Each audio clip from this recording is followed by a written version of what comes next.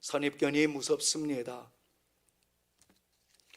아마도 여러분들의 귓가에 어떤 분들이 등장을 하거나 이름이 소개되어질 때 제임스 리 혹은 스티븐 킴, 스잔 킴 뭐 이런 식으로 소개가 되어진다면 저분이 국제 감각이 있는 분이구나, 혹은 미국에서 성장을 했나 보구나, 뭐 이런 식으로 나름대로의 긍정적인 생각을 가지고 그 사람을 만나거나 그 사람의 이름에 대한 생각을 이야기할 수 있을 것입니다.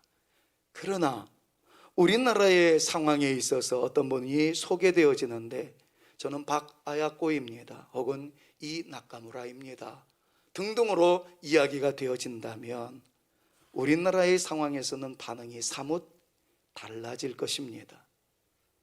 아마도 친일파 아니야? 매국노 아니야? 나쁜 놈들 아니야? 라는 선입관념으로 그 사람에 대해서 진면목을 경험하기 전에 부정적인 생각으로 그 사람을 평가할 가능성이 거의 농후하지 않을까 생각을 해봅니다. 이유는 설명하지 않아도 되겠죠. 일제강점기의 처절한 모습이 우리에게 아픔으로 남아있고 그것이 트라우마로 작용되고 있기 때문에 일본인들에 대한 선입관념은 그리 긍정적이지 못하기 때문이라 판단됩니다. 유대인의 입장으로 보았을 때 바로 이런 입장에 놓이게 된 한 사람을 오늘 본문 말씀에서 만나게 됩니다. 그 사람은 바로 빌립이라는 사람입니다. 빌립의 가정과 배경을 놓고 보았을 때 그는 썩 괜찮은 사람이었습니다. 베드로와 안드레와 같은 동양의 사람이었고요, 요한과 야고보와도 매우 친한 친구 관계였습니다. 그리고 초대교회 문서를 살펴보노라면 그의 가정은 순수한 유대인 가정이었다라고 소개하고 있습니다. 그런데 문제가 하나 있습니다. 이름이었습니다.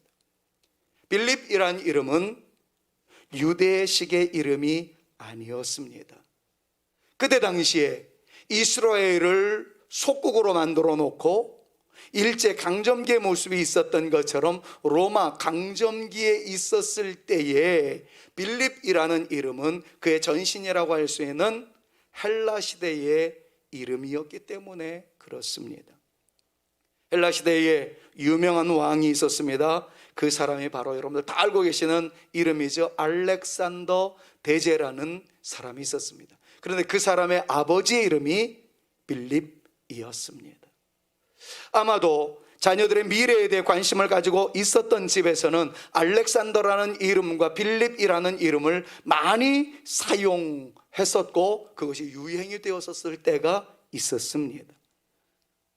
대부분의 부모님들은 너도 알렉산더 대제와 같은, 빌립과 같은 멋있는 존재가 되어지거라 라는 기도하는 간절한 마음이 있었기 때문이었을 거라고 추정해 볼 수가 있습니다. 그러나 전통적인 유대인 가정에서는 이방 사람의 이름을 짓지 않았습니다.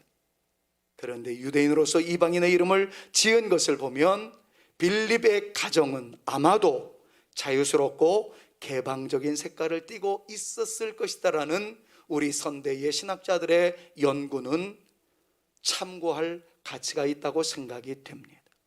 자, 이 면에서 놓고 보았을 때 우리 주님은 제자를 부르실 때 그 사람의 가문이나 배경을 중요시하게 여기지 않았다는 것을 먼저 주목해 보실 필요성이 있습니다. 선입관을 가지고 사람을 평가하지 않으셨다는 거죠. 빌립, 이거 순수한 유대인이 아닌 거 아니야? 그렇다면 나와는 생각이 굉장히 다를 텐데 부정적인 사고가 먼저 툭 하고 튀어나왔을 가능성이 매우 높습니다. 에이, 어쩌면 유대인의 순수성을 깨뜨릴 수 있는 그런 사람 아닐까라고 비판의 화살을 비난의 화살로 만들어서 그 사람의 숨을 조여오게 만들 수도 있었을 것입니다. 그래서 주님께서는 그 모든 편견을 내려놓습니다. 그리고 그 사람의 현 모습을 보시고 제자로 영입하셨던 것을 보게 됩니다. 사랑하는 성상가족 여러분, 우리는 주님을 닮아가야 하는 존재들입니다. 그렇다면 이 면에서도 우리 주님의 모습을 닮아가는 성도가 되어줘야 되겠다라는 대명제 앞에 두 가지 금지사항을 먼저 말씀드리고 싶습니다. 첫 번째, 선입견 금지라는 설교를 하고 싶었습니다. 어떤 사람을 대하든지 선입견을 가지고 선입관념을 가지고 그 사람을 오해해서는 안 된다는 것이에요. 지역과 혈연 혹은 그 사람의 배경에 의해서 그 사람을 평가해서는 안 된다라는 것을 우리는 배워야 되는 것입니다. 그런데 여지없이 아까 안 장로님께서도 기도하실 때 혼돈된 정치권에 대해서 말씀을 하셨습니다마는 이제는 실력이다, 정당이 아니고 뭐 이렇다 막 이야기하다가도 마지막 순간에는 프레임을 어떻게 겁니까? 우리가 남이가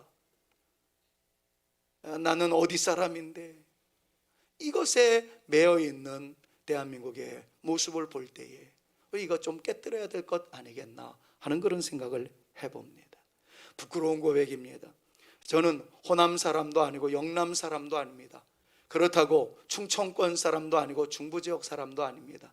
태생은 서울이지만 저는 늘 자부하고 있는 것이 부모님의 고향을 떠올릴 때가 많습니다. 38 따라지의 후예입니다. 어쩌면 이것이 굉장히 좋은 줄 알았는데 나중에 정치권에 들어가다 보니까, 총회 정치권에 들어가다 보니까 차라리 어디에 소속되어 있는 것이 표는 나올 수 있구나 하는 것을 느낄 수가 있었어요. 호남이었으면 호남 표는 오잖아요. 영남은 영남 표는 오잖아요. 근데 저는 아무것도 아니니까 더 힘들었던 추억도 있습니다만 어쨌든 저는 지역에 대한 감정은 없습니다. 그런데 제 인격이 조금 덜 떨어져서 그런지 몰라도 제가 조금 힘들어했던 지방 분들이 있었습니다. 저의 개인적으로는 경상도 분들이 조금 어렵더라고요. 그분에 대해서 초기에 좀 오해를 가졌었습니다. 왜냐하면 그분들은 저에게 화를 많이 내더라고요. 그 회의를 하다가 저한테 지금 화내시는 거예요? 그랬더니 안 내는 거예요. 근데 더 화를 내시더라고요. 그게 화를 내는 게 아니라 억양이 그렇다는 것을 살아가면서 느끼게 되었습니다. 아, 그렇구나. 경상도는 좀 억양이 세구나. 뭐 이런 것들을 나중에 알게 되었다는 거죠. 마찬가지로 성도들의 삶을 놓고 보면 첫 인상에 대해서 많은 말을 합니다. 나는 첫 보면 안다는 거예요. 야, 첫 보니까 그 사람 쎄하대. 나는 느낌으로 알아. 여러분, 그렇게 말씀하시는 분들을 많이 보았어요. 그러나 결론부터 말씀을 드리면 주님은 우리의 선입견 내지는 선입관념으로 사람을 평가하는 스타일이 아니었다는 거예요.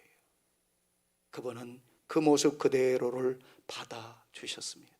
내 모습 이대로 주 받으옵소서. 이런 찬양이 있었던 것처럼 주님은 우리의 모습, 초라한 모습, 낮은 자의 모습, 그리고 별 볼 일 없는 저 같은 사람도 하나님께서는 세우셨고 주님의 사람으로 만들어 주셨고 여러분들도 주님의 백성으로 만들어 주셨다라는 사실 인지하면서 선입견 금지 할 수 있는 저와 여러분들 모두가 되실 수 있기를 바랍니다. 두 번째로 팔자타령 금지하자라는 거예요. 당시에 열심당원이라는 분들이 있었습니다. 여기서 말씀드리는 열심당원이라는 것은 우리의 개념으로 이야기하면 일제강점기 때에 독립운동을 하시던 분들 가운데 유혈 독립군과 같은 분들이다, 이렇게 말할 수가 있겠죠. 서시를 쓴 윤동주 시인도 독립운동가였습니다. 그렇게 말할 수 있습니다. 그러나 그분은 피해 독립운동을 했던 분은 아니에요. 그러나 우리가 잘 알고 있는 김좌진 장군을 비롯한 많은 분들은 총을 가지고 일본을 상대했었던, 피를 지불했었던 독립군이었습니다. 그런 사람을 가르쳐서 유혈 독립군이라고 이야기를 합니다. 그럼 유대주의에 있어서의 열심당원은 어떤 사람들이냐? 바로 이 품에다가 칼을 가지고 다니다가 친로마 정책을 펴거나 그리고 로마인들이 나타나게 되면 등에다가 비수를 꽂으며 유대 독립운동을 일으켰던 유혈 독립군들이 있었습니다. 그 사람들을 가르쳐서 열심당원들이라고 표현을 합니다. 자, 그런데 나중에 조금 더 살펴보겠습니다. 다음 주에 묵상하겠습니다만은 예수님의 제자 가운데는 열심당원도 있었다는 거죠. 한번 생각해 보십시오. 12명 속에 유혈 독립군이 있는 반면에 이 나카무라라고 이야기할 수 있는 친일파의 이름을 가지고 있었던 그 존재들이 같이 있었다는 거죠. 얼마나 불편했겠어요. 자, 이랬을 때 빌립이 마음속에서 이런 생각이 터져 나왔을 가능성도 있습니다. 아버지는 하필이면 나로 하여금 이렇게 친로마적인 친헬라적인 그런 이름을 붙이셨단 말인가? 그래서 이렇게 곤혹을 당하게 만든단 말인가? 빌립 상대에 있었던 열심당원의 입장에서 봤을 때는 저 자식 내가 한번 혼쭐 낼 거야. 유대인으로서 어떻게 빌립이라는 이름을 사용할 수 있단 말이야?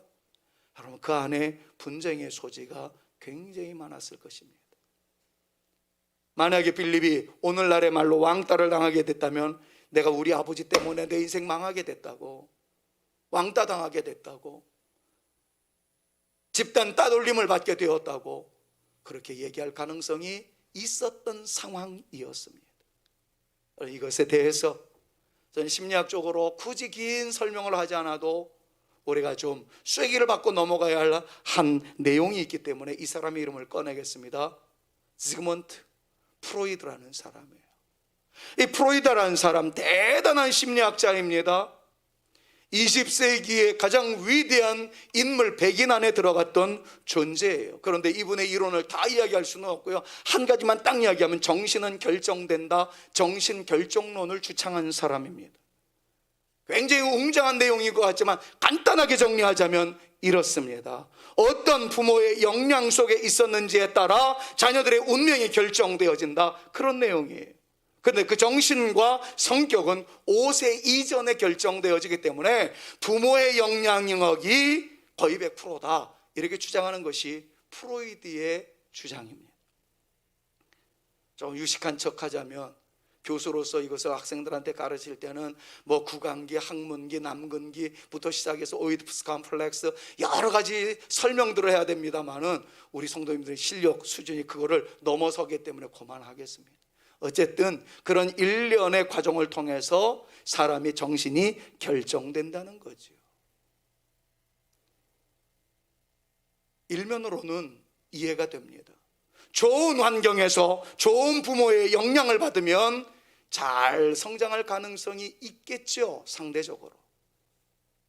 불우한 환경 속에서 부모의 넉넉한 사랑을 받지 못했던 사람이라면 다소 성장 과정에서 힘든 일들도 있겠지요.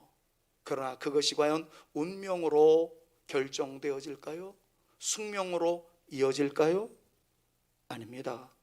성경에서는 이와 같은 사상에 대해서 절대적으로 never, no라고 말씀합니다. 왜냐하면 우리 주님은 사람을 환경에 의해서, 배경에 의해서 차별하시지 않는 분이기 때문일 뿐만 아니라 더 중요한 선언이 있습니다. 기억하십시오. 우리 주님 안에 있으면 새로운 피조물입니다.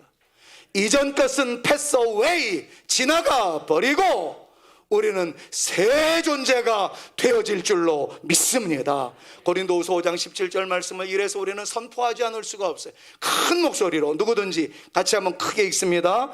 누구든지 그리스도 안에 있으면 새로운 피조물이라, 이전 것은 지나갔으니 보라 새 것이 되어도, 보라, 다시 한번 시작, 보라 새 것이 되어도, 할렐루야, 믿으시기를 축원합니다. 팔자 타령하지 마십시오. 조상 탓하지 마십시오. 우리 주님의 넓으신 팔 의지하여 우리의 미래를 향해서 달려나갈 수 있는 주님께서 함께 하시면 놀라운 역사가 나타날 수 있다는 사실을 믿음으로 선포하며 나갈 수 있는 저와 여러분, 우리 모두가 되어질 수 있기를 우리 구주 예수 그리스도의 이름으로 축원합니다. 내 과거가 아름답지 못하다고 염려하는 사람들을 만나보았습니다. 일테면 저는 과거에 부처를 믿었었어요. 점도 보았어요. 굿도 했어요. 여러분, 그거 문제 삼지 마십시오.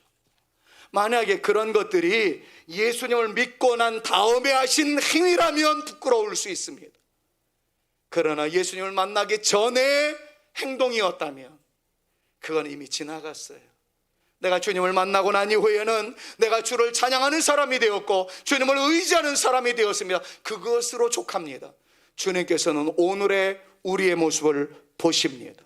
그리고 주의 능력으로 우리를 이끌어 주심을 믿음으로 선포하며, 주여, 내가 주를 의지하고 나가니 내 앞에 닫혀있는 문들이 열릴 줄로 믿습니다. 보이지 않던 길들이 펼쳐질 줄로 믿습니다. 선언하며 나가는 저와 여러분들이 되어줘야 할 줄로 믿습니다.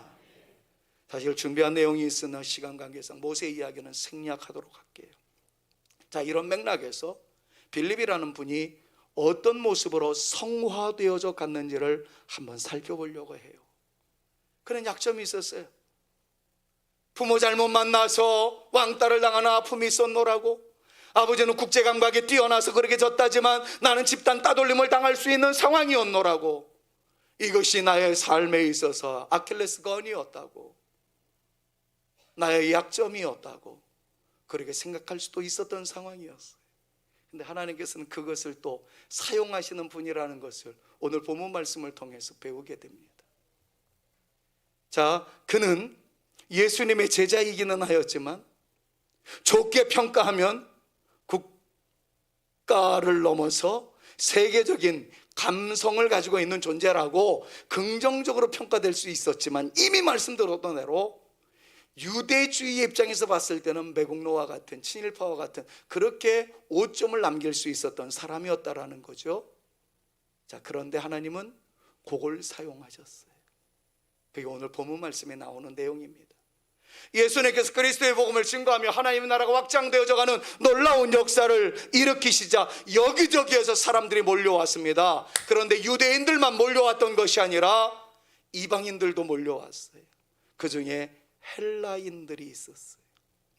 헬라인들이 와가지고 지네들끼리 고민을 많이 했겠죠. 저 예수가 유대 사람이라고 하는데 우리 같은 사람 만나주기나 할까?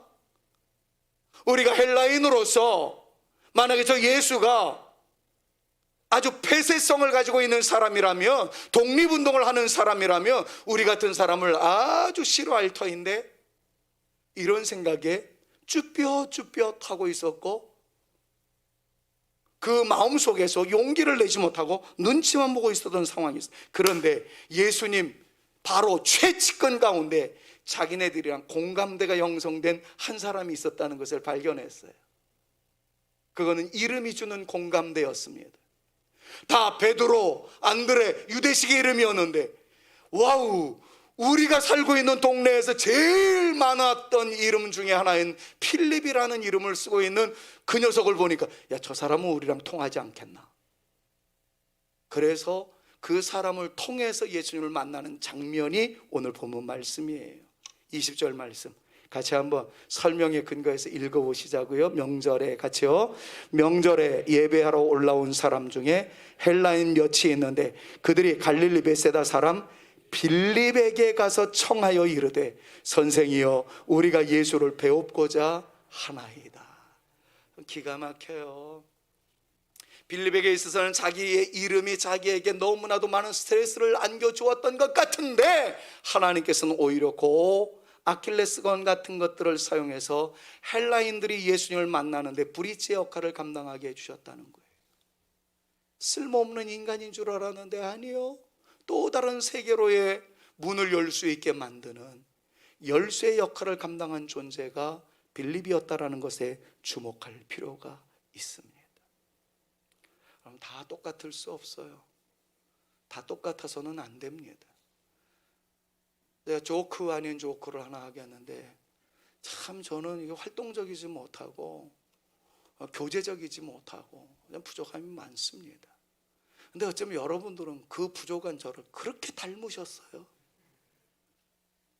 우리 교회 뭐 장로님들 비롯해서 모든 성도님들은 다 얌전하고 그냥 아주 좀 섬세하고 이런 것들은 잘하는 것 같은데, 촉새의 은사를 가진 분들이 별로 없는 것 같아요. 아이고, 이게 뭐 아멘이 나왔는데 이게 어떤 의미의 아멘인지 잘 모르겠어요. 좀 우리 교회에도 좀 조직에 몸담고 있는 분이 왔으면 좋겠어요. 그래야 조폭 형님들을 좀 만나야 될 것 아니겠습니까? 정치권에 열심히 일하시는 분들이 좀 있었으면 좋겠어요. 그래야 우리 교회도 정치권적으로 좀 영향력을 미칠 수 있는 그 접촉점이 만들어지는 것 아니겠습니까? 안장로는 이것의 아멘이죠. 아까 아멘이 바로 정말 필요한 거예요. 우리끼리만의 모습이 아니라 나와 다르다 할지라도 다른 것에서 또 다른 문들이 열려질 수 있다는 것을 우린 빌립을 통해서 만날 수가 있습니다. 다른 교회 장점 많죠. 근데 우리 교회가 끝내준다 좀 이렇게 얘기를 할 수 있었으면 너무 좋겠고요. 지난주에 어떤 청년 학생 하나가 우리 교회에 왔는데, 내가 누구라고 얘기는 안 할게요. 그분을 데리고 왔던 한 어른이 계세요. 내가 그 어른한테 누구예요? 그랬더니 친구 아들이에요. 다음 주에 또 온답니까? 그랬더니 나는 강조는 안 했어요. 그냥 네가 듣고 은혜 받으면 오고 은혜 받지 않았으면 오지 말고 그랬다는 거예요. 그래서 속으로 그냥 어이씨 그냥 그러고 말았죠. 우리는 이래 너무 신사적이야. 우리 교회는 야, 딴 교회보다도 우리 목사님 끝내준다 좀 이래주면 제가 더 좋은 목사가 되려고 발버둥을 칠 텐데 그냥 은혜가 되면 오고 안 되면 말고. 그러니까 나는 얼마나 부담이 되는지. 내가 그래서 오늘 굉장히 그 형제가 왔을래나 안 왔어요. 그러니까 내가 실력이 없는 목사가 돼버리고 말았잖아요 결국에. 아 그래요? 또 그 양반이 저 양반이군요. 나는 그가 우리 얘기 안 하려고 내가 장로님이라고 얘기를 안 했었는데. 고마워요. 제 말의 의미를 알잖아요 여러분. 정말 내가 어느 상황에 있든지 누군가에게 나를 통해서 역사의 시작이 될 수 있도록, 그래요, 우리가 누군가의 역사의 시작을 이루어 나갈 수 있는, 빌립을 통해서 예수님 앞에 나왔지만 예수님을 만나지 못하고 주뼈다던 사람들이 용기를 내서 이 빌립을 통하여 예수님을 만나는 놀라운 역사의 장이 펼쳐졌던 것처럼 우리 사랑하는 성산교회가 제 역사를 향해서 열려있는 교회가 되어질 수 있고, 제가 여러분들이 누군가에게 열려있는 존재가 되어서 그분들로 예수님으로 연결되게 만드는 귀한 놀라운 역사의 그 흔적이 우리를 통해서 나타날 수 있기를 우리 구주 예수 그리스도의 이름으로 축원합니다. 우리 교회 CEO 몇 분 계셔요. 그냥 속으로 이렇게 기도하고 있어요. 나는 아무개가 그 직장의 멤버들을 다 우리 교회로 좀 데리고 왔으면 좋겠다. 근데 워낙에 얌전해가지고 야 가까운 교회 나가, 우리 교회 안 와도 돼 이러시는 것 같아요. 한 집사님한테 그런 건 아닙니다. 제가 다 그런 너무 점잖으신 분들이에요. 근데 때로는 나를 통해서 우리 교회의 영광을 혹은 하나님 나라의 영광을 내가 한번 있는 자리에서 실력 있을 때 쓰임 받아 버리라. 여러분 이런 마음을 가지고 빌립을 통해서 배우는 영성, 그의 아킬레스건이 숨기고 싶었던 모습이 오히려 또 다른 세계를 향해서 열어놓는 은혜의 연결고리가 되어질 수 있다는 사실을 생각하면서 제가 그리고 사랑하는 여러분들이 쓰임받는 놀라운 역사의 현장의 주인공 되어질 수 있기를 다시 한번 우리 구주 예수 그리스도의 이름으로 축원합니다. 또 한 가지만 짧게 생각해 볼게요. 그는 계산적이고 신중한 생각의 소유자였었다는 사실을 안드레를 묵상할 때 살펴보았어요. 디베리아 바닷가 그 호수강변에 많은 사람들이 모여 있었을 때 배고픔에 줄여 있었을 그 무렵 오병이어의 역사가 나타나게 되었던 그 현장에서 예수님께서 유독 빌립에게 묻습니다. 빌립아, 이 많은 사람들이 어떻게 해야 줄인 배를 채울 수 있겠느냐. 그때 탁 하고 나온 것이 200데나리온의 떡이라도 부족합니다. 다른 말로 하면 답이 없습니다. 해결의 실마리가 보이지 않습니다. 그 내용을 보면서 툭 하면은 척 하고 나오는 계산이 빠르고 신중한 사고 끝자락에 답을 제시할 수 있었던 매우 멋있는 존재였다라는 것을 살펴보았습니다. 그래서 설명은 더 이상 하지 않겠습니다. 그런데 여기에 그의 장점 대비 단점이 있다는 사실을 여러분들에게 다시 한번 확인하여 드리고 싶어요. 빌립에게 있어서의 장점은 뭐였습니까? 매사를 신중하게 생각했어요. 생각에 따라 행동하는 사람이었습니다. 흐트러짐이 없었던 존재였어요. 이건 그의 장점이었어요. 그런데 여러분 아십니까? 예수님이 내가 할 수 없는 상황에 함께 하시며, 나는 이룰 수 없는 일이지만 예수님은 이루시며 역사의 현장은 달라진다는 것, 이것을 빌립은 깨닫지 못했다는 거예요. 사랑하는 여러분, 우리는 한계가 있습니다. 능력이 부족합니다. 연약한 존재입니다. 그래서 생각하며 살아야 합니다.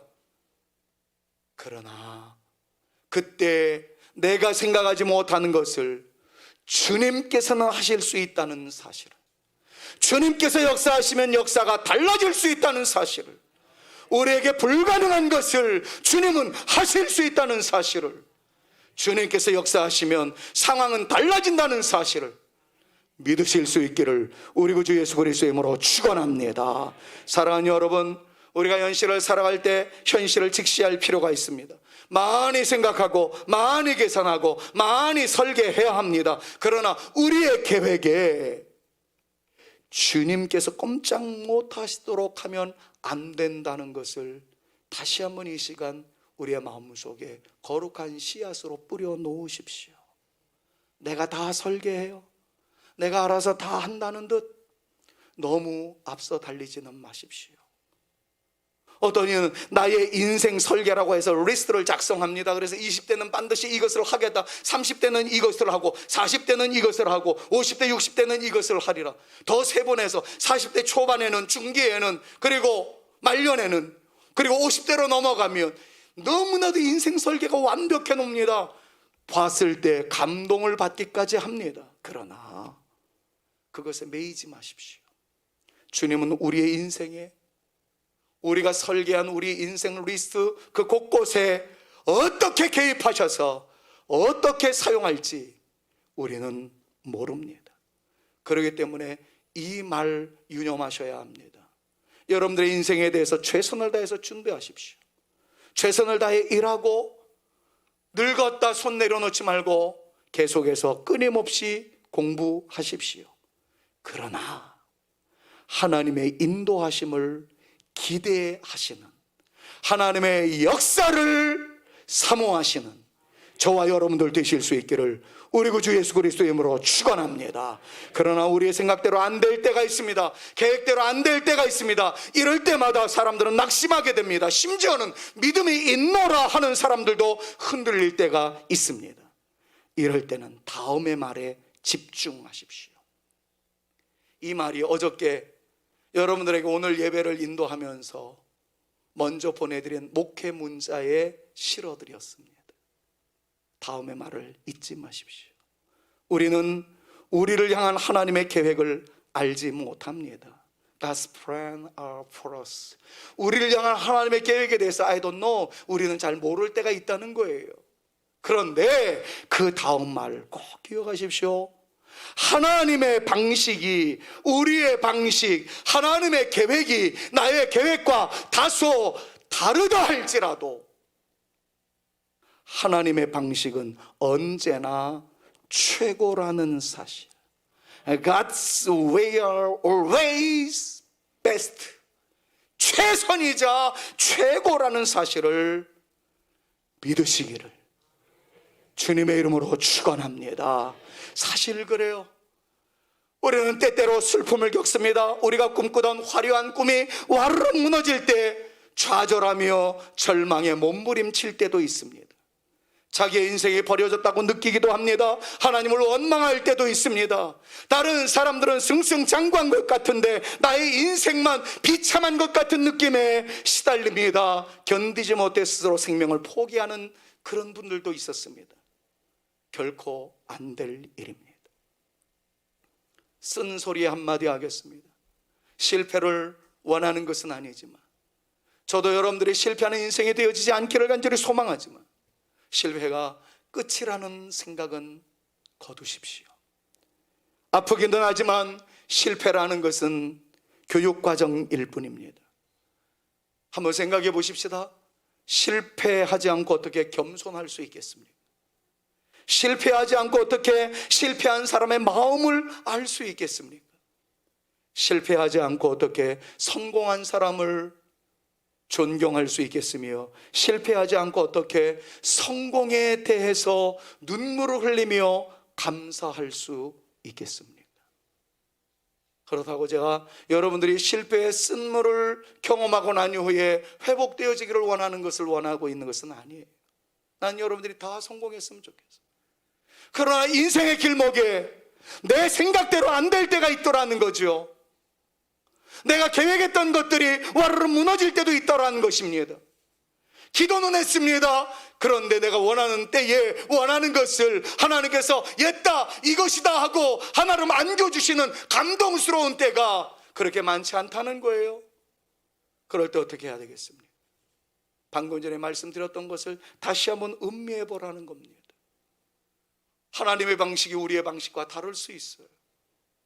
그러나 기억해야 할 것은 God's way, 하나님의 길은, 하나님의 방식은 언제나 the best, 최선이었고 최고였다는 겁니다. 누구에게요? For us, 우리를 향하신. 사랑하는 여러분, 이 말씀을 믿음으로 선포하며 눈물 흘릴 수 있는 상황이 주어진다 할지라도 주님을 붙잡으실 수 있기를 축복합니다. 하나님께서 보십니다. 하나님께서 역사하십니다. 하나님께서 결국 하나님을 바라보는 그 사람을 세우십니다. 회복하시고 역사를 이루실 것입니다. 그렇기 때문에 우리는 오늘 말씀을 묵상하며 다음과 같은 가사에 우리의 신앙 고백을 실어드리고 싶어요. 하나님 한 번도 나를 실망시킨 적 없으십니다.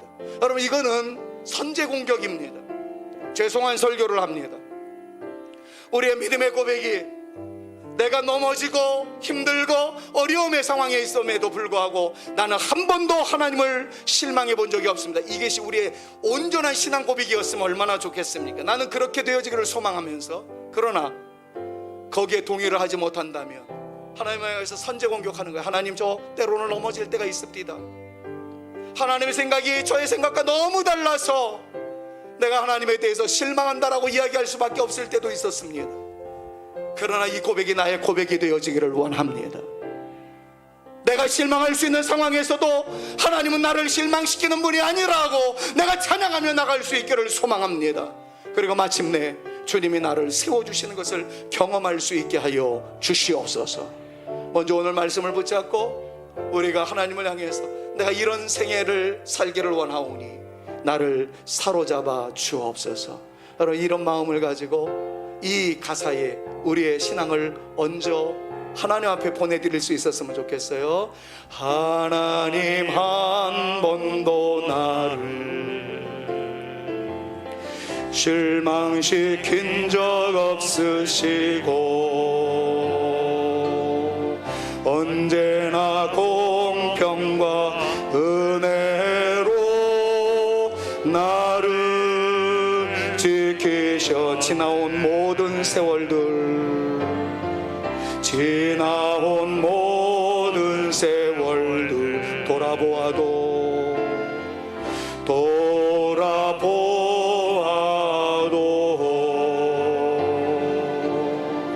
그 어느 것 하나 주의 손길 안 미친 것 전혀 없네. 오 신실하신 주, 오 신실하신 주, 오 신실하신 주, 내 너를 떠나지도 않으리라, 내 너를 버리지도 않으리라. 약속하셨던 주님, 그 약속을 지키사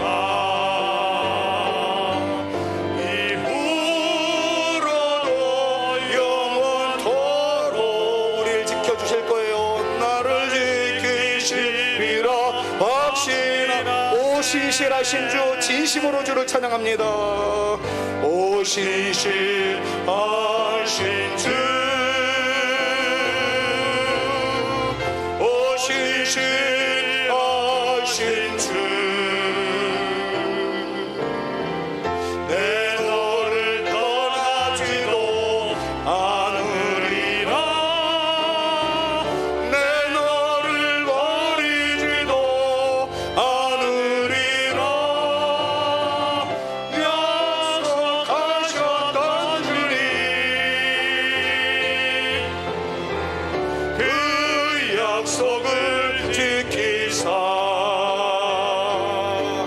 이후로도 영원토록 나를 지키시리라 확신하네. 우리를 지키시리라, 우리를 지키시리라 확신하네.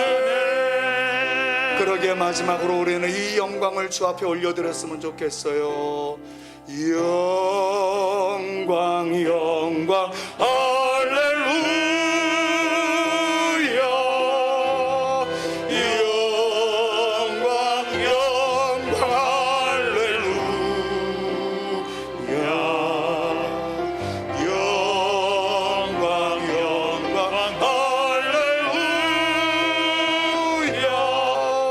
오 승리하, 한 번 더요 믿음으로 선포합니다. 영광을 주 앞에, 영광 영광 할렐루야,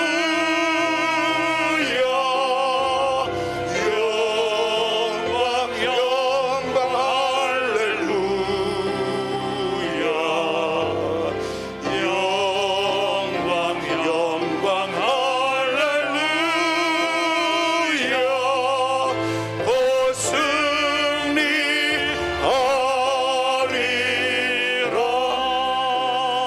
나 승리하리라, 나 승리하리라, 우리 승리하리라, 우리 승리하리라.